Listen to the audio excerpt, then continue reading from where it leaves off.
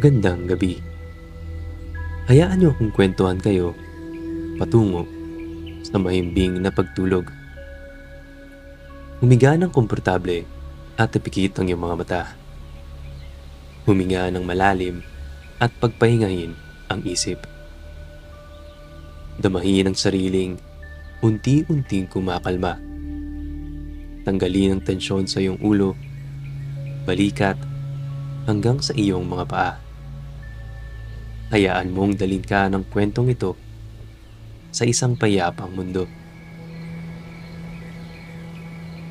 Sa ilalim ng kalmadong gabi, bumabalot ang katahimikan sa kapuluan na parang kumot. Sa malawak na kalangitan, kumikislap ang mga bituin. Libo-libong maliliit na ilaw na nagmamasid sa mundo. Ang buwan ay bilog at maliwanag. Sinasabuyan ng pilak ang mga puno ng niyog, kawayan, at malalaking punong balete na nakatayo sa paligid ng isang malaking pod. Ang pamayanang pinamumunuan ni Raha Mangubat. Sa gitna ng puod, nakatayo ang malaking bahay ng Raha.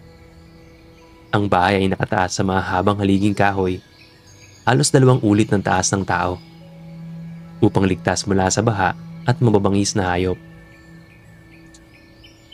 Ang dingding ay gawa sa pinagtagpi-tagping kawayan at pawid, ngunit mas matibay at mas magara kaysa sa karaniwang bahay ng mamamayan. Sa labas, nakasabit ang mga kalasag na may nakaukit na mga anyo ng ahas at ibon, tanda ng kapangyarihan ng kanilang pinuno. May mga bangang luwad sa gilid, mga lampara na gawa sa langis ng niyog, at mga telang makukulay na isinabit mula sa mga biga bilang palamuti. Ang loob ng bulwagan ay maluwag. May sahig na kawayan na kumikilos ng bahagya sa bawat hakbang. Sa magkabilang gilid, nakapila ang mga sundalo, pawisan at handa. Nakasuot ng baluti na pinagtagpi-tagpi mula sa balat ng mga hayop at metal na pinanday. Ang ilan ay may hawak na sibat na kasing haba ng 2 tao. Ang iba naman ay may malalaking kalasag na yari sa kahoy na nilagyan ng ukit na hugis araw at ahas. Sa gitna ng bulwagan, naglalagablab ang mga sulo. At sa ilalim ng kanilang liwanag ay nakaupo si Raha Mangubat sa isang malapad na upuan na iniukit mula sa punong nara. Matipuno at mabagsik si Mangubat. Ang kanyang balat ay kayumangging sunog sa araw. Ang mga sugat at teklat sa kanyang mga braso ay nagpapatunay ng daan-daang labanang dinaanan. Nakasuot siya ng makapal na balabal na may bordang ginto at pilak. Isinusuot lamang ng mga pinunong nagwagi sa digmaan. Sa kanyang dibdib ay nakasabit ang kwintas na ginto. Makapal, mabigat, at kumikislap sa ilaw ng apoy. Ang kanyang mga hikaw ay mahaba at matulis. At sa kanyang mga braso ay may mga pulseras na gawa sa pinanday na tanso. Sa kanyang tabi, nakapatong ang kanyang itak. Mahabang espada na ang talim ay pinapakinang ng maraming tagumpay. Ngunit ngayong gabi, sa kabila ng kanyang anyo na tila Diyos ng digmaan, may bahid ng pagkabalisa sa kanyang mga mata. Ang kanyang panga ay mahigpit. Ang kanyang mga daliri ay mariing nakahawak sa dulo ng kanyang upuan. Sa kanyang harapan, nakatayo ang babaylan. Siya ay isang matandang babae. Ang buhok ay mahaba at puti. Nakatali ng telang abaka sa kanyang noo. Ang kanyang mga mata ay malalim, puno ng karunungan at misteryo. Ang kanyang katawan ay balingkinitan ngunit matibay. At ang kanyang balikat ay natatakpan ng telang habi na kulay lupa at pula. Tanda ng kanyang tungkulin bilang tagapamagitan sa mga diwata at tao. Sa kanyang mga kamay, hawak niya ang isang mangkok na luwad na may usok ng insenso. Ang halimuyak ng nasusunog ng mga dahon at ugat ay bumabalot sa buong bulwagan. Nagpapakirot sa ilong at tila ginagawang mabigat ang hangin. Habang nagdarasal siya, ang usok ay umaakyat, pumapaytaas sa bubong, at tila sumasama sa mga bituin. Tahimik ang lahat. Ang mga sundalo ay nakayuko. Pinagmamasdan ng matandang nagsasalita. Sa paos na tinig, binitawan ng babaylan ng mga salitang kinatatakutan ng marami. Isisilang ang isang babae. Siya'y may tanda ng 2 ahas. At siya lamang ang makabubuwag sa pamumuno ng pinakakilalang mandirigma. Naghatid ito ng kilabot. Ang mga sundalo ay nagbulungan. Ang ilan ay napahigpit ng hawak sa sibat. Ang iba naman ay nagkibit balikat na tila hindi makapaniwala. Ngunit sa bawat bulong, ramdam ang kaba. Si Raha Mangubat, bagamat tikas ang kanyang muka, ay ramdam ang bigat ng mga salita. Sa kanyang isip, mabilis na dumaan ang mga alaala. Mga barkong sinunog, mga dato na yumuko sa kanya, mga sigaw ng kalaban na kanyang pinatahimik. Ngunit lahat ng iyon ay tila walang halaga kung isang sanggol lamang ang kanyang magiging katapusan. Kumunot ang kanyang noo.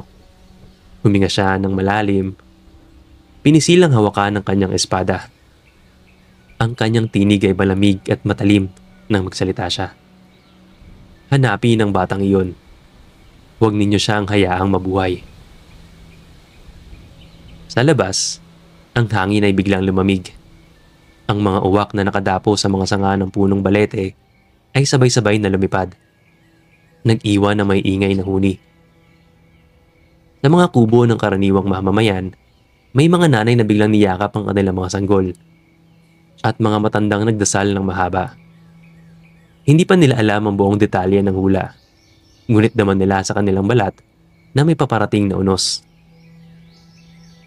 At sa kabilang dako ng kapuluan, sa isang bahay na yari sa kawayan at pawid, may isang babae ring naghahanda na isilang ang isang sanggol. Isang batang magdadala ng pag-asa o kapahamakan. Depende kung kaninong mga kamay ang hahawak sa kanyang kapalaran. Malayo sa puod ni Raha Mangubat, ang gabi ay mas tahimik. Sa gilid ng isang palayan, na kumikislap sa liwanag ng buwan, nakatayo ang isang malaking bahay kubo. Ang bubong ay pawid na maingat na inaayos. At ang dingding ay kawayan na pinakintab at tinahi ng maayos ng mga alagad ni Datu Bugna.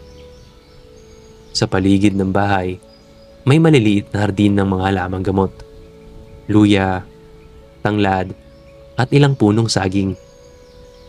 Rinig ang mga kuliglig sa damuhan. At ang ilog na hindi kalayuan ay umaagos ng banayad. Tila nag-aawit ng kundiman ng kalikasan. Sa loob ng bahay, ang sahig na kawayan ay malamig sa talampakan. May banig na nakalatag, ilang bangang luwad na may lamang tubig, at mga lamparang gawa sa langis ng niyog na nagbibigay ng malumanay na liwanag. Hindi marangya, ngunit malinis at maayos. Isang tahanang may pagmamahal at pagkalinga. Sa isang sulok ng silid, nakaupo si Dalang. Siya ay isang babae na may marikit ngunit mapanatag na kagandahan. Ang kanyang buhok ay mahaba, makapal, at itim na parang gabing walang buwan. Suot niya ang damit na hinabi mula sa abaka, kulay pula at kayumanggi. May simpleng borda sa gilid. Walang alahas na nakakasabay sa mga ginuntuang hiyas ni Mangubat. Ngunit ang kanyang muka ay maliwanag, puno ng kabaitan. Ngunit sa kanyang mga mata ay mababasa ang bigat ng kanyang iniinda. Ang kanyang mga kamay ay bahagyang nakahawak sa kanyang tiyan, sapagkat siya ay nagdadalang tao. Ang kanyang paghinga ay mabagal. Ang kanyang katawan ay pinapasa ng bigat hindi lamang ng sanggol, kundi ng kinabukasang hindi pa niya maaninag. Sa bawat sandali, iniisip niya, ano ang kapalaran ng batang ito? Ano ang magiging mundo niya kung takot ang namumuno? Ngunit agad din niyang sinasaway ang sarili. Pinipiling huminga ng malalim at kumapit sa pag-asa. Mula sa kabilang bahagi ng bahay, lumapit si Datu Bugna. Siya ay isang lalaking nasa hustong gulang, matikas at may taglay na mga katangian ng isang pinuno. Ang kanyang buhok ay mahaba, nakapusod at nilagyan ng makitid na telang habi. Suot niya ang isang balabal na hinabi mula sa mas pinong hibla ng abaka. Kulay pula na may disenyong geometriko.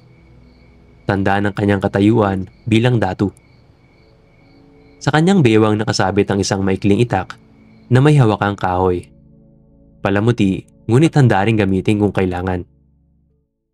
Ang kanyang muka ay may kalakip na bigat ng tungkulin. Ang kanyang mga mata ay malalim at tila laging nagbabantay.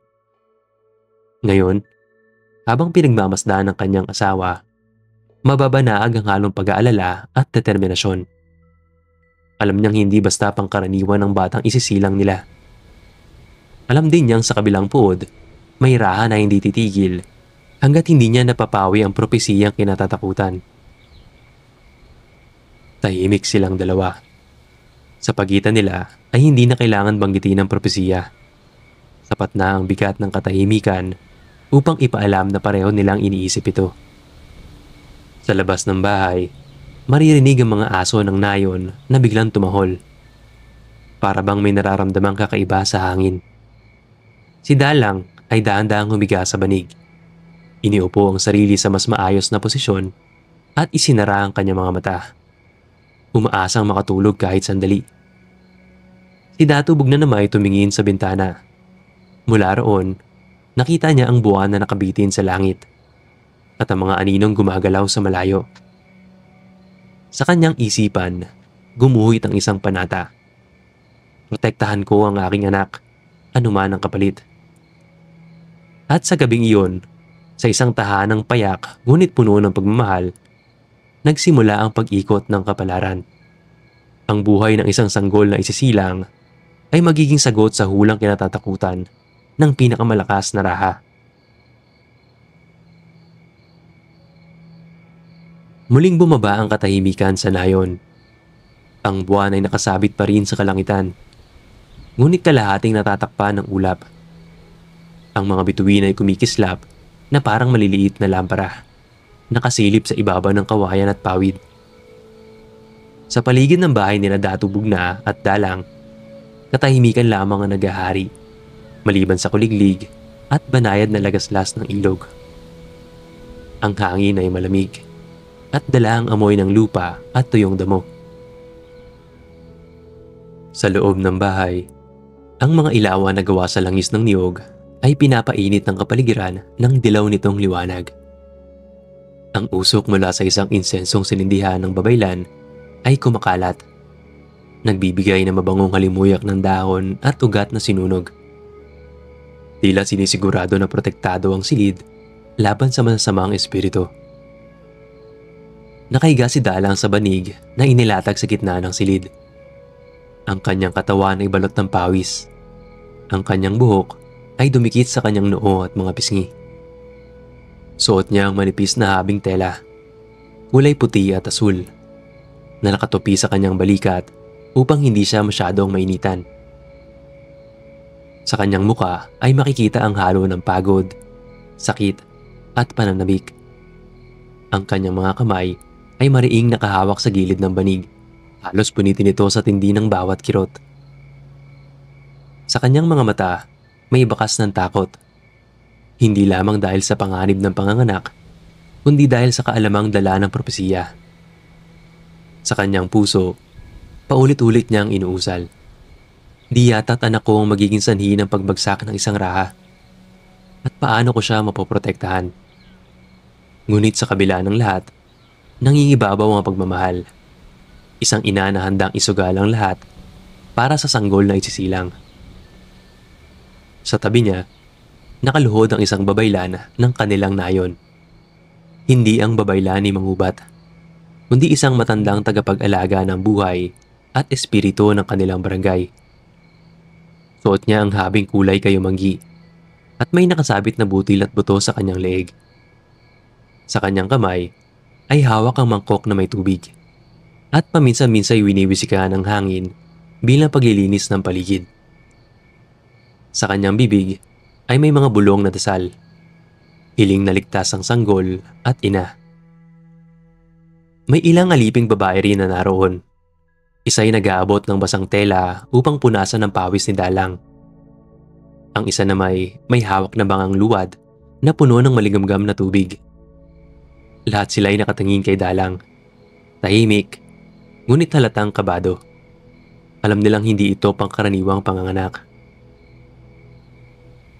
Habang lumalalim ang gabi, lumalakas sa mga ungol ni Dalang. Sa bawat sandali, parang humihinto ang oras.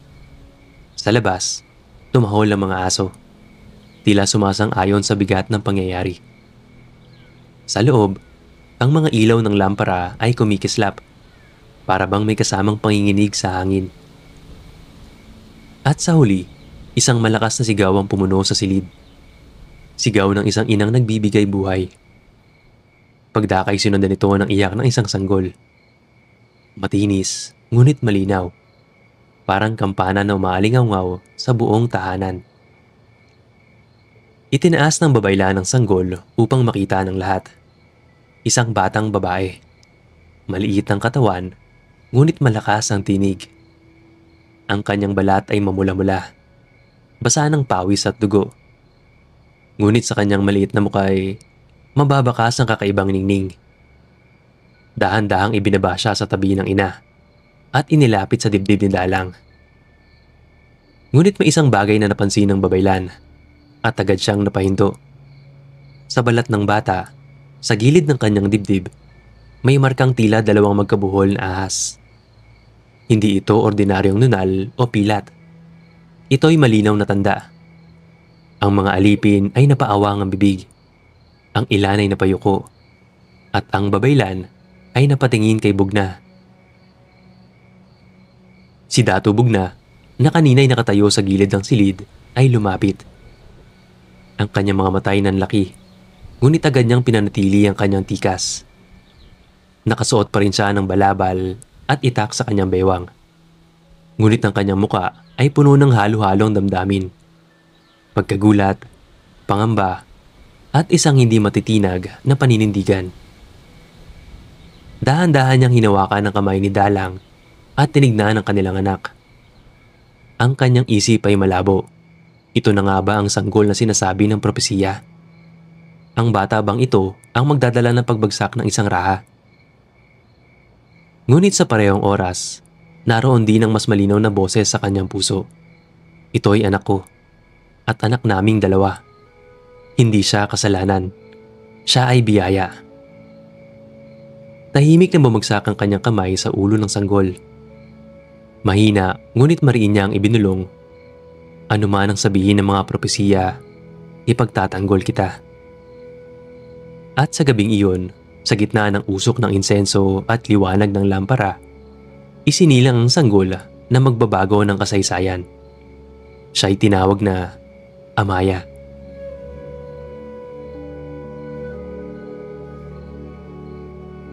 Habang sumisigaw si Dalang mula sa loob, ang nayon ay tila huminto rin. Ang mga bahay kubo na nakapaligid ay may ilaw ng maliliit na sulo. Ang mga kapitbahay, lalo na ang matatanda, ay nakatigil sa kanilang mga hagdan. Nakikinig sa mga tinig mula sa bahay ng datu. Hindi sila pwedeng lumapit, ngunit alam nilang hindi ito karaniwang gabi. May ilang ina na mahigpit na niyakap ang kanilang mga anak. May mga batang nagtangkang sumilip, ngunit hinila agad pabalik ng kanilang mga magulang. Sa kanilang mga muka, mababakas ang kaba. Bakit biglang nagtipon ng mga alipin at ang babaylan sa isang tahanan? Sa likod ng bahay, nagtipon ng ilang alipin na hindi pinapasok sa silid.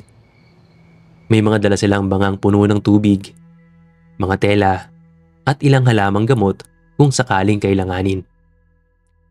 Habang naghihintay, nag-uusap sila ng pabulong. Matagal na akong tumutulong sa pagpapaanak, pero ngayon lang ako nakaramdam ng ganitong bigat, sabi ng isa. Pinapahid ang pawis sa kanyang batok. Ang isa naman ay nakatitig sa buwan. May kakaibang malamig na hangin, parang may nagbabantay. Natahimik sila nang sabay-sabay na marinig ang malakas na iyak ng sanggol mula sa loob. Samantala, may mga bantay sa paligid ng bahay. Ang ilan ay nakatayo na may hawak na sibat. nakatanaw sa dilim ng kagubatan. Para bang nag-aabang ng kalaban na maaaring sumugod. Ang kanilang baluti ay yari sa balat ng hayop at ang mga aninong nililikha ng mga sulo ay parang gumagalaw sa kanilang katawan. Isa sa mga bantay ay napabuntong hininga. Kung totoo ang bulong na may tanda ang batang ito, anong mangyayari sa atin? Ngunit ang isa, mas matapang, ay kumunot ang noo. Hindi sa atin ang kapalaran ng propesiya. Sa ngayon, tungkulin natin na bantayan lamang. Sa mas malayong dako ng nayon, may isang matandang babae na nagigising tuwing gabi kapag may kakaibang nangyayari. Narinig niya ang iyak ng sanggol at napahinto siya. Ang kanyang mga kamay na puno ng kulubot ay dahan-dahang pumisil sa rosaryo ng buto na kanyang dala.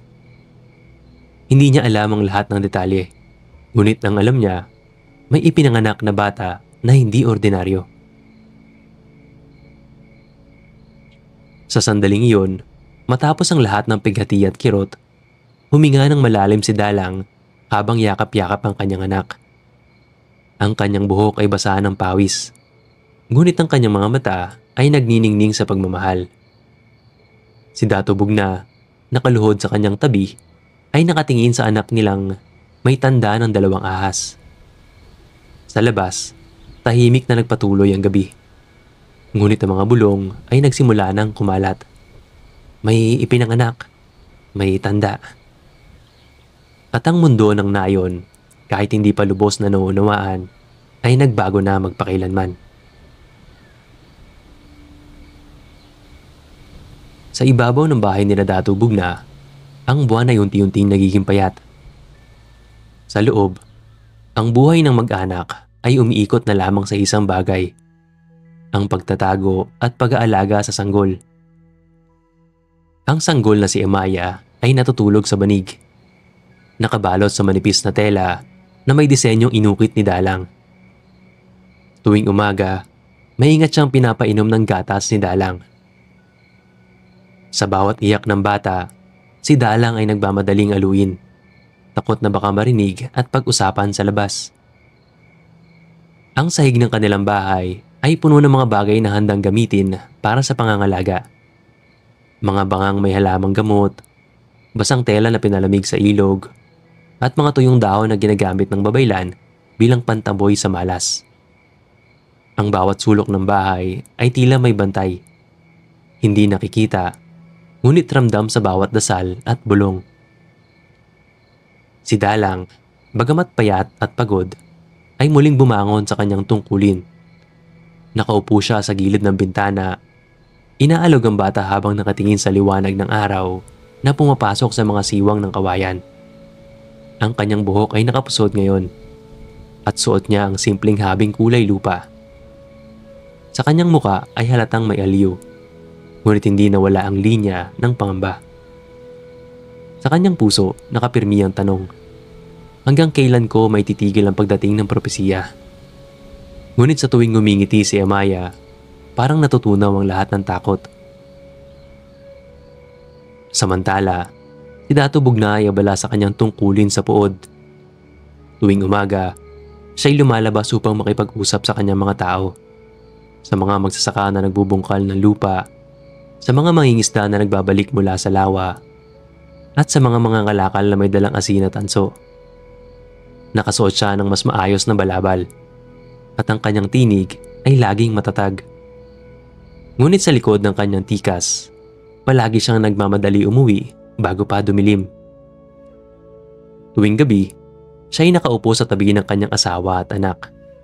Binabantayan ang paghinga ni Amaya. Sa kanyang mga mata, malinaw ang panata. Kahit sino pa ang maghanap sa kanya, hindi ko hahayaang madampian ang kamay ni Mangubat ang anak ko. Sa paligid ng bahay, ang mga bantay ni Bugna ay binigyan ng tagubilin. Walang sino mang hindi kilala ang makakalapit. Kaya't araw at gabi, nakapwesto sila sa ilalim ng bahay, sa gilid ng palayan at sa tabi ng ilog. Ang kanilang mga sibat ay laging nakatindig, at ang kanilang mga mata ay laging alerto. Ngunit kahit sila, Ramdam ang bigat ng sikreto. May ilan sa kanila na nagtataka. Bakit ganoon na lamang ang pagbabantay sa isang bagong silang? Ano ang tinatago ng datu? Ngunit natutunan nilang huwag magtanong. Sa kanilang paniniwala, mas ligtas ang tahimik. Samantala, sa mga karaniwang kubo ng mga mamamayan, patuloy ang normal na gawain. Ang mga babae naghahabi ng banig, ang mga bata ay naglalaro sa tabing ilog, at ang mga lalaki nag-aalaga ng kalabaw. Ngunit kahit walang malinaw na salita, ramdam nila na may kakaiba. May mga gabing mas maraming bantay ang pumipwesto, at may mga aliping dumadaan ng tahimik na parang may daladalang lihim.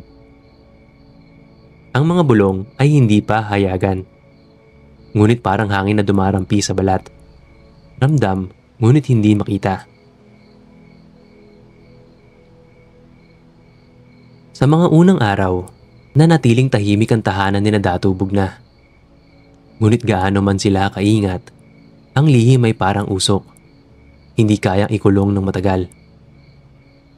Tuwing gabi, habang natutulog si Amaya sa banig, maririnig ang malambing na bulong ng mga alipin sa silid-silid ng bahay. May kakaibang marka ang bata.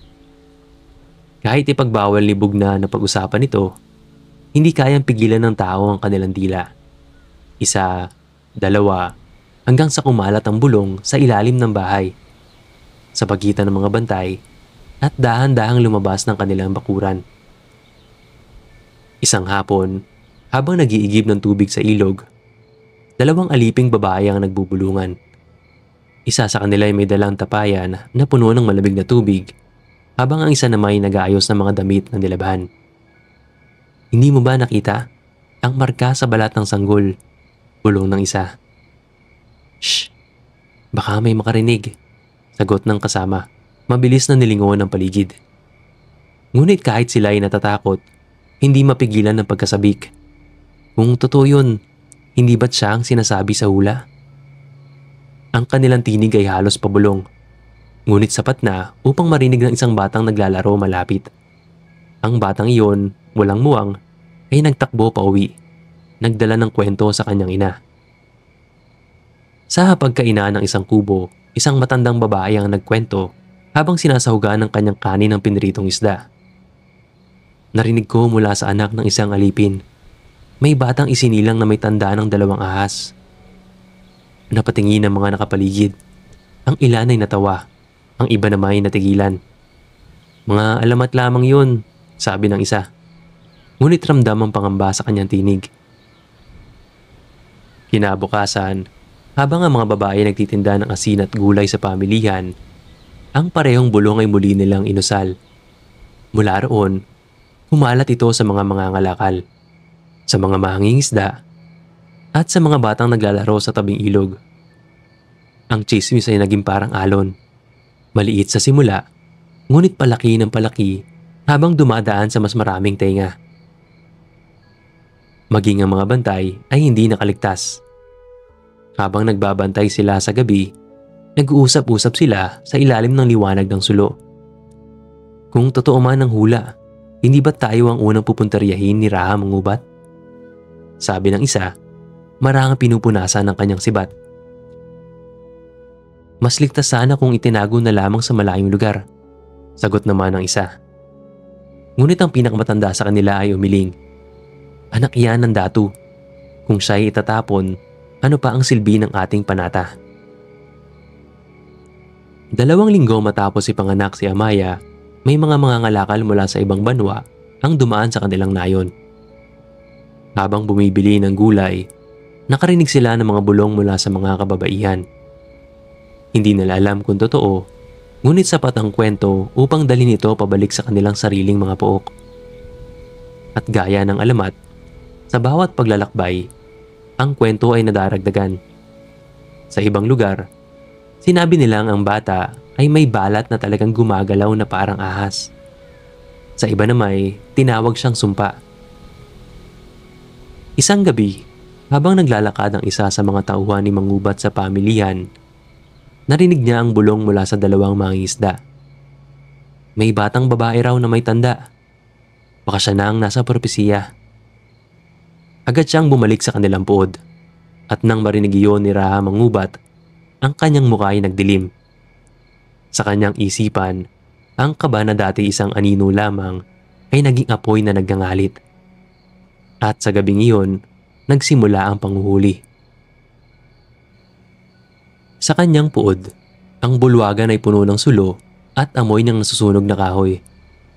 Ang mga anino ay gumagalaw sa dingding, parang mga espiritong dumidikit sa bawat sulok. Nakaupo si Raha mangubat sa kanyang malapad na upong kahoy.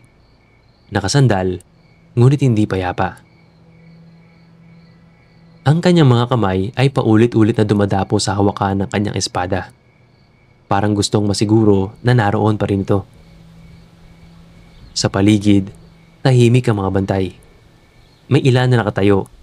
May hawak na sibat at kalasag, nakamasid sa kanya. Ngunit ramdam nila ang bigat ng kanyang katahimikan. Parang bagyong nagtatago bago sumabog. Si mangubat ay matikas pa rin. Nakasuot ng balabal na kulay pula na may burda ng gintong alon. Ang kanyang mga matay nanlilisik, ngunit may pag-aalinlangan na unti-unting lumalabas. Ang mga sugat sa kanyang braso, tanda ng kanyang mga panalo, ay parang hindi na nagbibigay ng lakas.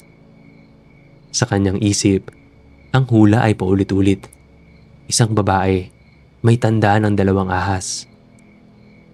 Paanong isang sanggol ang maaaring maging panganib? Tanong niya sa kanyang sarili. Ngunit mas lalo lamang siyang hindi mapalagay. Sa bawat segundo, ang kaba ay lumalalim.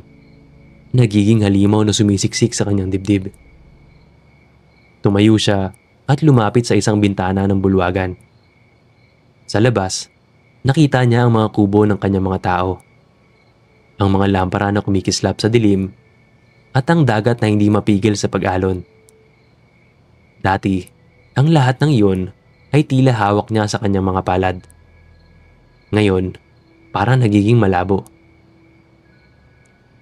Sa kanyang isip, dumaan ang alaala ng mga datu na kanyang tinalo, ng mga balangay na kanyang sinunog, ng mga sundalong yumuko sa kanyang harapan. Ngunit ngayon, hindi hukbo ang kanyang kaaway, hindi mandirigma, isa lamang sanggol. At doon siya natigilan. Mas lalo siyang natakot. Si Raha mangubat ay muling bumalik sa kanyang trono, at ang kanyang tinig, mababa ngunit matalim, ay nagsalita. Hindi ako hihintayin ng hula. Ako ang mauna. Nagtipon ang mga mandirigma ni mangubat. Ang kanilang mga katawan ay malalaki, matitibay, at puno ng baluti na ginto at metal. Ang ilan ay may hawak na sibat na bakal ang dulo. Ang iba naman ay may dalang kalasag na inukita ng kanilang mga sagisag. Nakaupo si mangubat sa mataas na entablado. Nakatingin sa kanila mula sa itaas. Ang araw ay matindi at ang kanyang balabal ay kumikislap sa liwanag. Sa tabi niya, nakatayo ang isa sa kanyang mga pinagkakatiwalaan. Isang sundalong may peklat sa pisngi at malamig ang mga mata. Magpadala kayo ng mga mata. Utos ni mangubat. Hanapin ang sanggol. Hanapin ang mga taong nagtatago sa kanya. Kung totoo ang balita, huwag hayaang lumaki ang apoy. Sumunod ang mga mandirigma. Sa loob ng ilang oras, ang mga balangay ay naglayag sa ilog at dagat. Ang mga kabalyero ay naglakad sa mga landas ng kagubatan. May mga tauhang nakihalubilo sa mga pamilihan. Nagpakilala ang mga ngalakal, ngunit ang kanilang tengay nakatuon sa mga bulong ng mga tao. Samantala, sa tahimik na nayon nila Bugna at Dalang, ang mga tao ay nagsimulang mapansin ng mga hindi kilalang muka. May mga lalaking biglang nagtatanong tungkol sa mga bagong silang. May mga batang nagtataka kung bakit may estranghero nagmamasid sa kanilang paglalaro.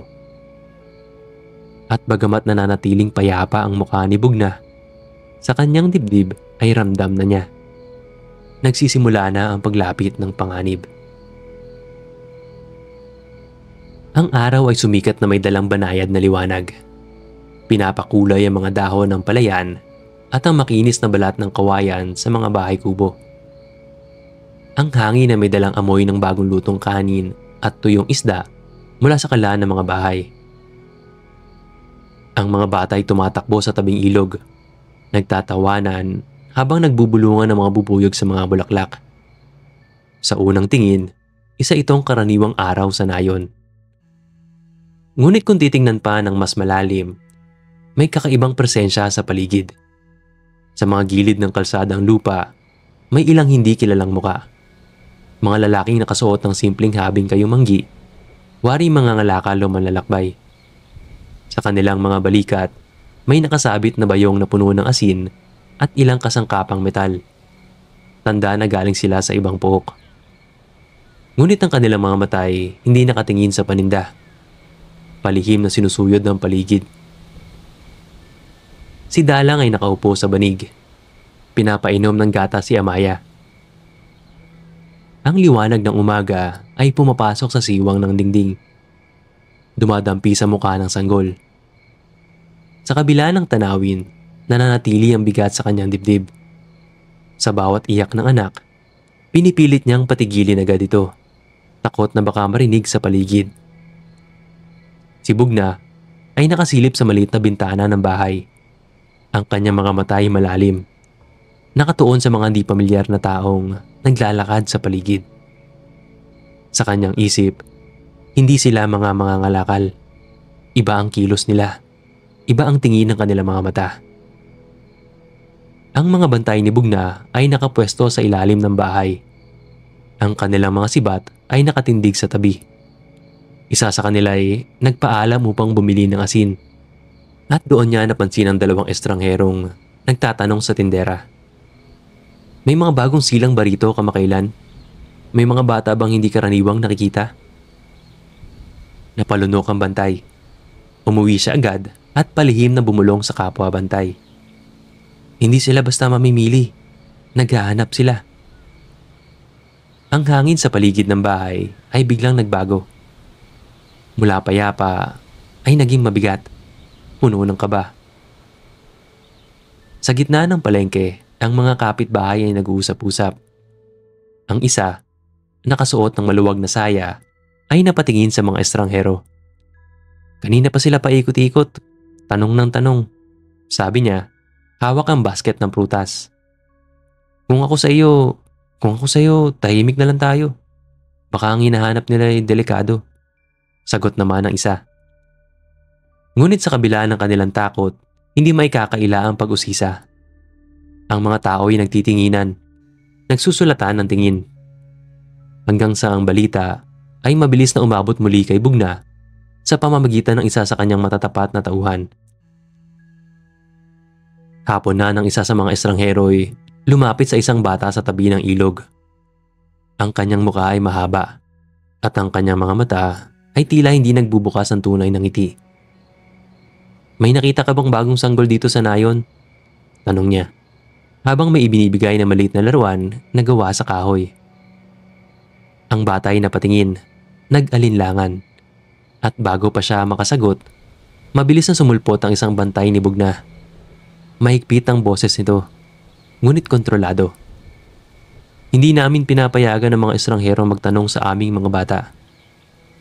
Natahimik ang paligid. Ang mga tao sa ilog ay nagsimulang lumayo. Dinampot ang kanilang mga gamit at umuwi. Ang mga mata ng estranghero at bantay ay nagtagpo. Mata sa mata, ngunit walang kumikilos.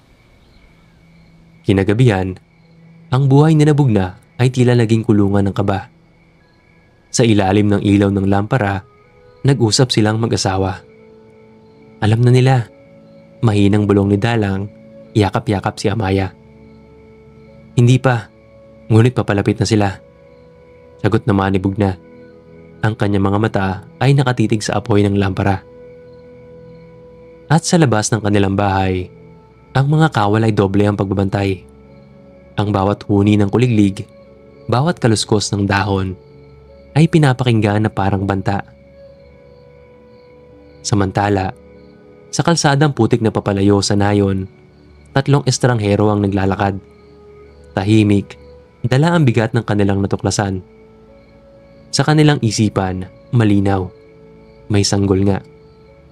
At malapit na nilang malaman ang katotohanan. Pagbalik nila sa puod ni Mangubat, isang panibagong apoy na naman ang sisiklab.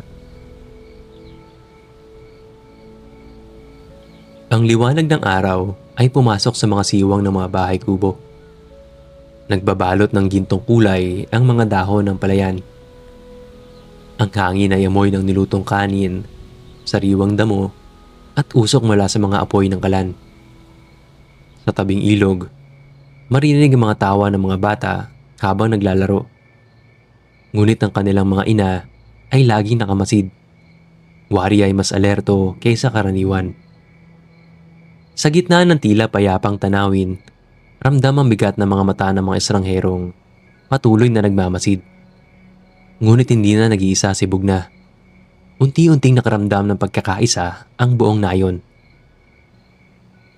Si Dalang ay nakaupo sa gilid ng bintana, nakayakap kay Amaya na mahimbing na natutulog. Ang kanyang buhok ay nakapusod ng mahigpit at ang kanyang mga mata ay laging nakatingin sa labas, nag-aabang ng panganib. Ngunit ngayong araw, napansin niyang may kakaiba. Sa mga kababaihang naglalakad papunta sa ilog, bawat isa ay lumilingon sa kanilang bahay at tumatango ng bahagya. Isang tahimik na palatandaan ng suporta.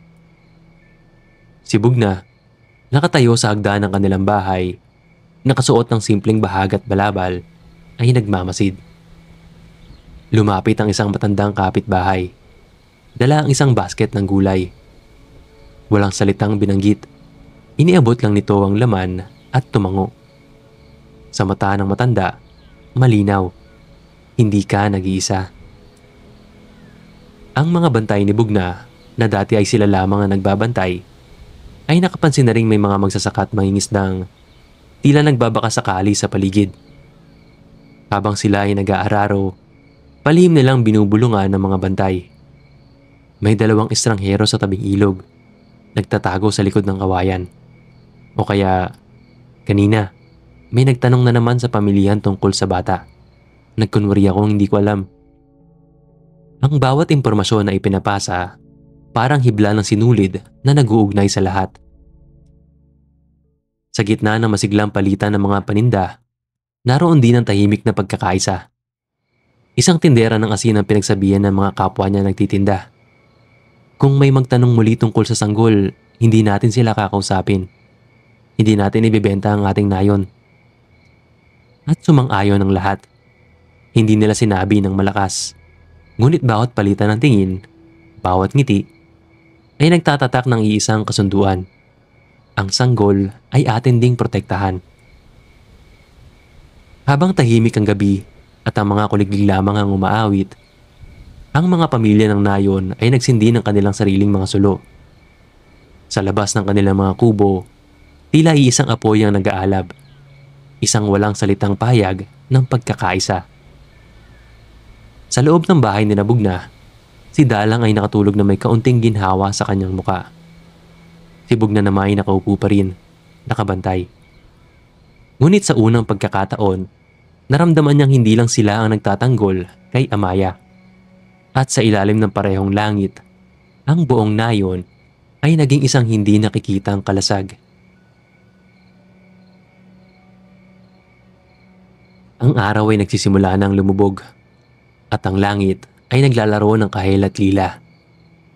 Ang mga anino ng kawayan at niyog ay humahaba. Tila mga daliring sumusubok abutin ng lupa. Tahimik ang paligid. Ngunit hindi ito ang katahimikang payapa. Ito ay katahimikang puno ng pagbabantay. Sa ilalim ng bahay ni Bugna, ang mga bantay ay nakaupo na may mahigpit na hawak sa kanilang sibat. Sa kanilang mga mata, ramdam ang kaba. Kanina lamang, nakitang muli ang mga estranghero nagtatanong.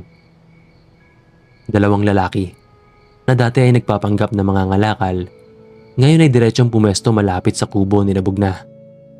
Ang isa ay matangkad, may mahabang buhok na nakatali sa likod.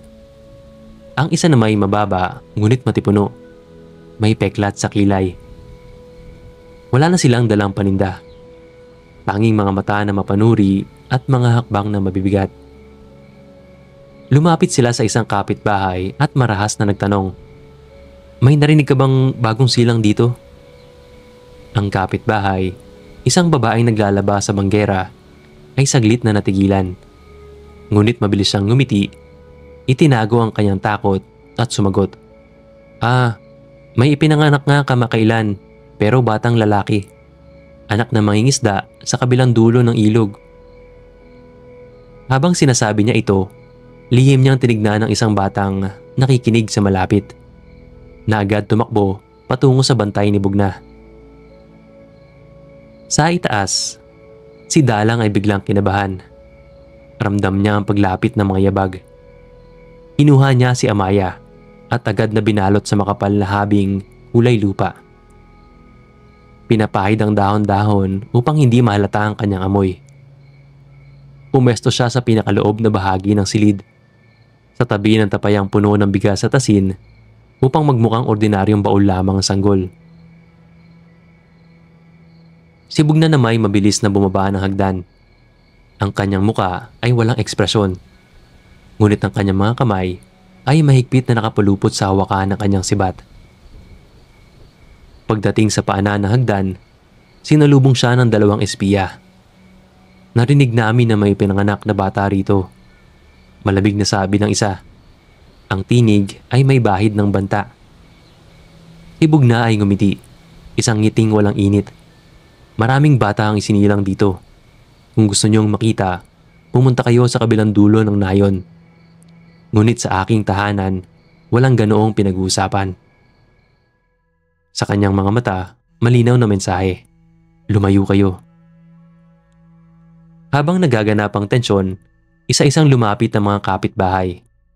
Ang ilan na may dalang basket ng gulay, ang iba na may palayok na nilaga. Isa sa kanila ay nagkunwaring tatawag kay Bugna para magbigay ng pagkain. Ang isa pa ay umupo malapit na parang walang alam. Ngunit sa totoo, ang lahat sila ay naging harang sa pagitan ng bahay at ng mga espiya. Ang paligid, na kanina'y maluwag, biglang napuno ng mga tao. At sa mata ng mga espiya, ito ay isang pader ng mga katawang handang tumindig.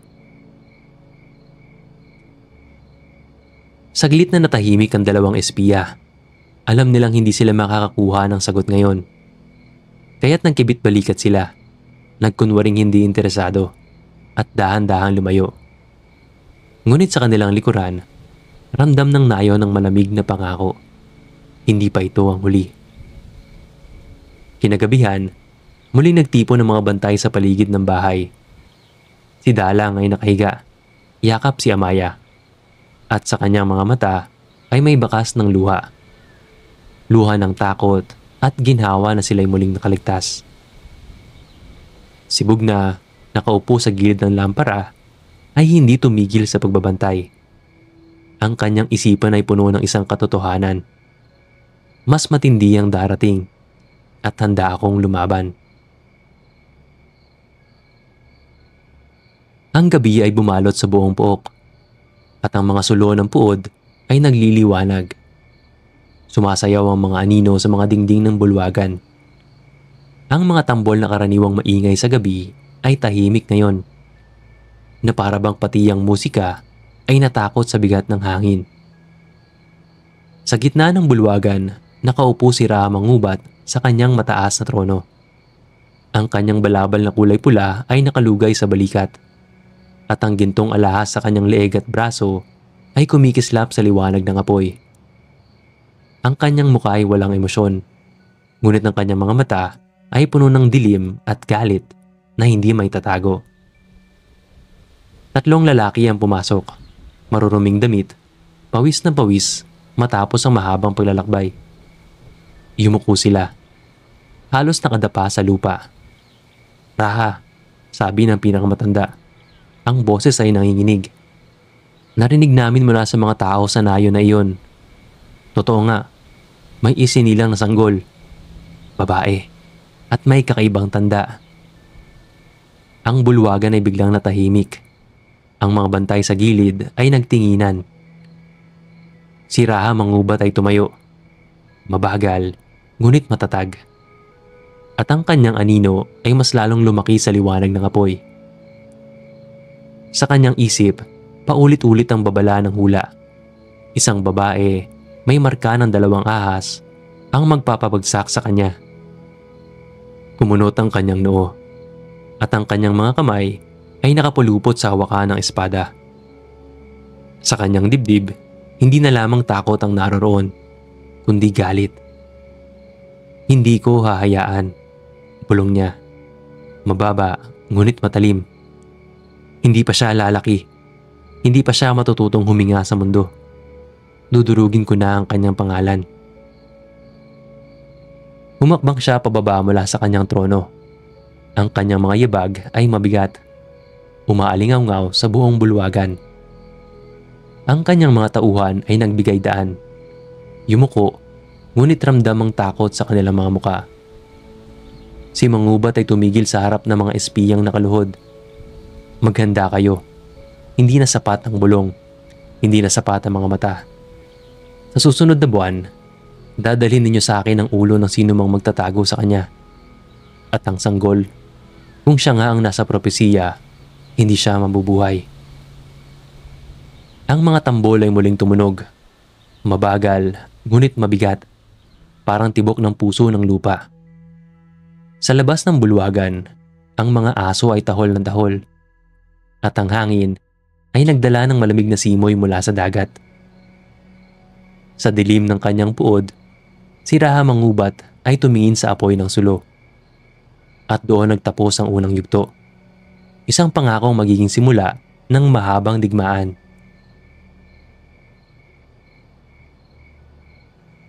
At sa unang gabi ng kanyang buhay, si Amaya ay natulog na walang malay sa bigat ng kapalarang dala niya. Sa kanyang maliit na katawan ay nakaukit ang tanda ng 2 ahas. Isang paalala na kahit sanggol pa lamang siya, iniukit na ng tadhana ang kanyang magiging daan.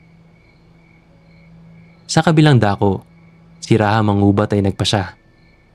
Hindi siya maghihintay. Hindi niya hahayaang ang isang sanggol ang magdadala ng kanyang pagbagsak. At sa bawat katagang kanyang binitawan, lalo lamang lumalim ang anino ng panganib na dumidilim sa kinabukasan ni Amaya.